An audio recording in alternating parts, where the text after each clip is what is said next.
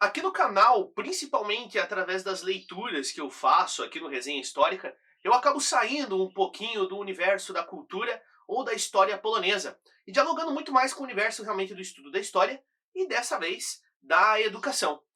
Hoje eu estou trazendo um livro que eu li por conta de um projeto que eu participo na Universidade Federal do Paraná, do curso de Letras, que é Pedagogia da Autonomia de Paulo Freire. Uma leitura que teve um certo impacto para mim, eu tive uma relação bem única com isso daqui, e eu gostaria de compartilhar um pouquinho com vocês como que foi a leitura deste texto.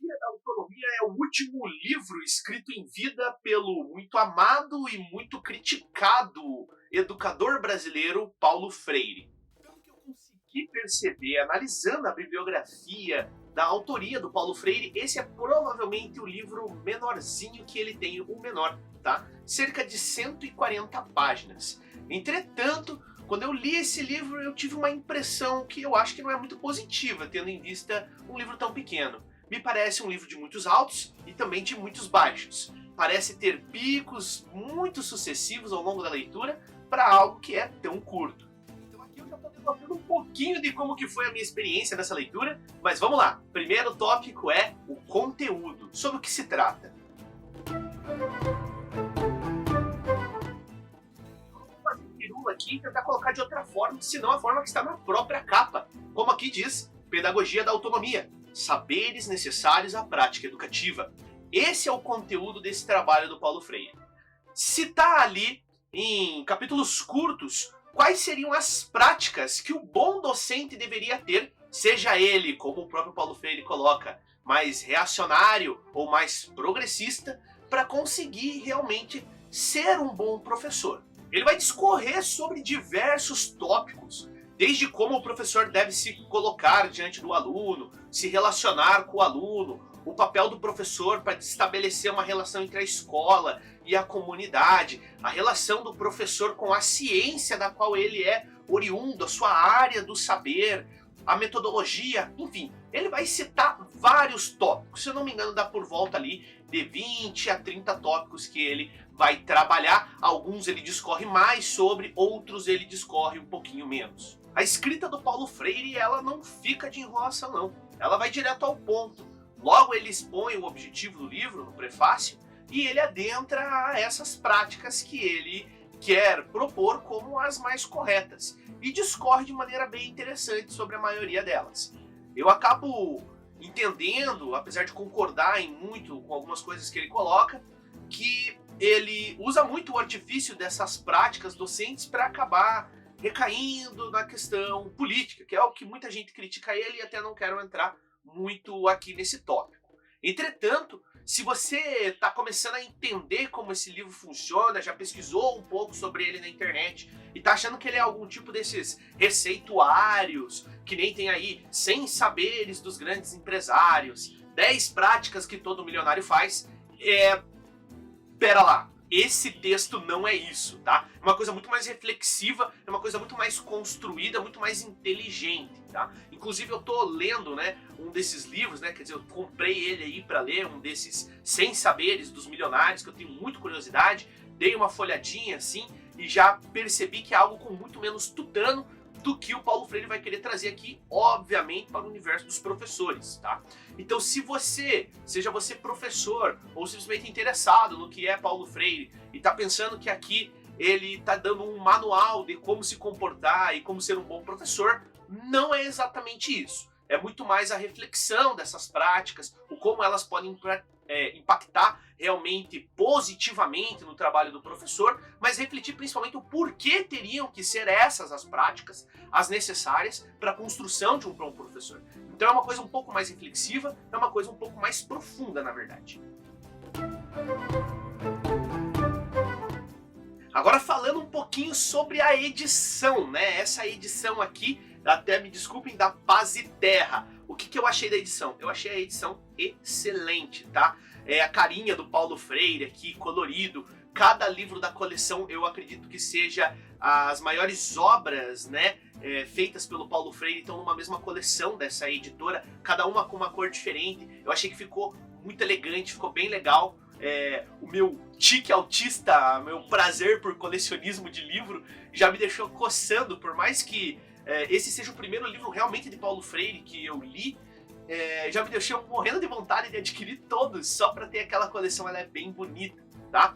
A escolha da fonte, ela é muito bem feita, a textura do papel, tudo faz com que a leitura seja muito prazerosa, tá? Então, sobre a edição, não há muitas colocações a serem feitas.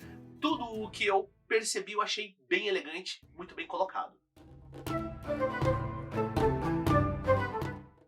Mas enfim, como que foi a minha experiência lendo Pedagogia da Autonomia do Paulo Freire?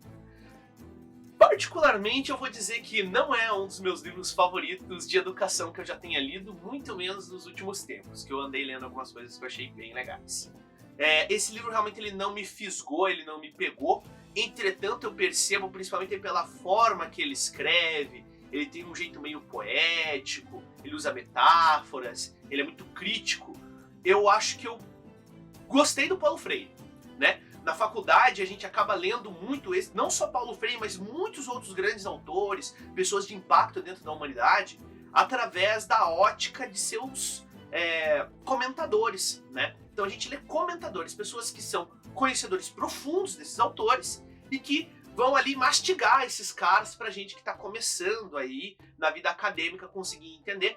E quando a gente vê, passou-se aí o período da faculdade e a gente acabou não tendo um contato direto como a gente deveria ter com esses grandes autores, né? Então, esse, vamos dizer até que é um gap acadêmico que há na minha vida como professor. Não havia lido realmente Paulo Freire até agora. Então, a forma com que ele escreve eu achei bem legal e vou realmente dar mais uma chance pro Paulo Freire, até por conta do projeto que eu participo, eu vou acabar lendo mais coisas dele. Entretanto, porém, eu não estabeleci uma conexão tão grande com esse livro, tá? É um livro assim que, para eu conseguir fazer a leitura dessas 140 páginas, foi assim um troço meio moroso, foi meio difícil, foi em alguns momentos até meio boring, tá? Às vezes percebi, talvez não seja também a minha finese como leitor, realmente achei que ele acaba retornando várias vezes em tópicos que não são complementares. A maior parte das vezes ele faz isso. Ele comenta alguma coisa no início, ele retorna depois de uma maneira dar complemento e utilizar aquele conhecimento que ele expôs no início, que é muito legal. Mas às vezes ele acaba retornando a mesmos tópicos e parece que a coisa não anda muito. Assim, dentro da leitura de Pedagogia da Autonomia, eu tive uma situação com o texto que aparece em vários outros autores que são autores que eu acabo gostando muito. Que é uma coisa que eu comento assim. Às vezes, o grande autor, o Hobsbawm faz muito isso. Ele fala por páginas.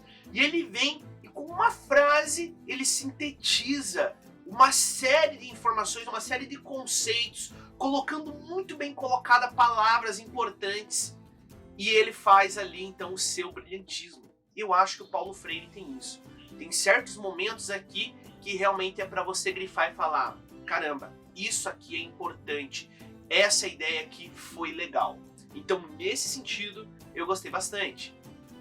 Também ele abordou tópicos que são, de certa forma, medos, né? Que eu, como educador, tenho diariamente, que eu reflito diariamente sobre a questão da utilização da autoridade em sala de aula, o bom senso, o como se relacionar com o aluno, né? Eu penso muito sobre isso, principalmente visto hoje aí esse evento pós-pandêmico que nós estamos vivendo, né? Esse mundo pós-pandêmico, onde os nossos jovens estão com várias dificuldades psicológicas aí, né? Então a gente tem que ter muito cuidado ao tratar com esse aluno pós-moderno que está lutando contra várias situações dentro da cabecinha deles, né? Então achei legal que o Paulo Freire lá atrás, né? Acho que esse livro, se não me engano, é da década de 90, ele já estava tratando sobre algumas coisas que de certa maneira se relacionam com isso. Então o livro teve um certo impacto para o momento que eu vivo como professor.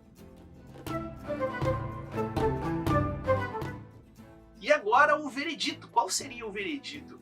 Eu diria que é uma leitura obrigatória? eu acredito que talvez não. É um texto curto, é um texto que eu acho que tem altos e baixos. Eu não sei se ele vai ter o mesmo impacto para todo mundo, por todos os motivos os quais citei e pelos quais talvez muitos de vocês já tenham ouvido críticas e louvores a Paulo Freire.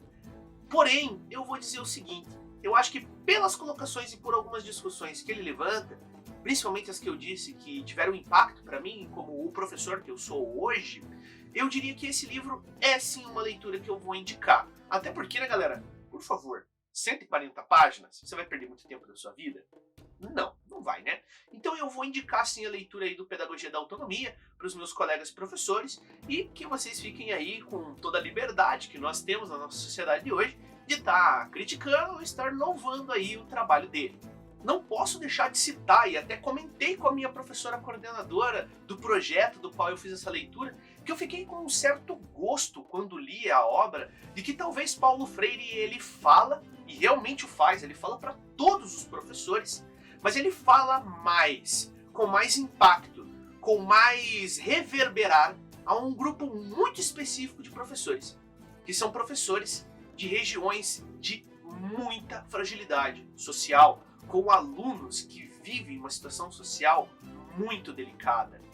E talvez seja por isso que o texto venha a ter um eco para outros professores que não conseguiu ter em mim. Não só porque eu não faço parte dessa classe social, eu faço parte de uma classe média, como também eu atendo alunos que são majoritariamente desse grupo da nossa sociedade. Então, muitas das coisas às quais Paulo Freire chama a atenção, da criticidade, né, da não alienação do professor e do aluno, ele puxa muito para um universo específico que eu acabei de citar. E talvez seja por isso que muita gente às vezes lê o Paulo Freire e vai acabar criticando demais ele, quando na verdade é que ele escreve para um grupo específico de professores. Isso foi um sabor que ficou em mim depois de ter lido isso. Eu ainda, como citei, vou ler outros livros e pretendo trazer aqui a minha impressão.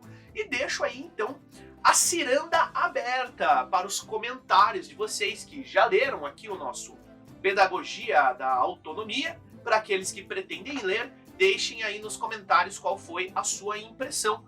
Se você gostou de mais um resenha histórica, agora com o retorno dos vídeos originais, por favor, deixe o seu like aqui embaixo. Se você ainda não é inscrito, se inscreva no canal para estar apoiando esse projeto, que, como ficou bem claro, não só está aqui para preservar e divulgar a história e cultura polonesa, mas também um pouquinho de história, um pouquinho de educação, às vezes um pouquinho de RPG, vão pintando várias coisas aí das quais eu me interesso, estudo e gosto.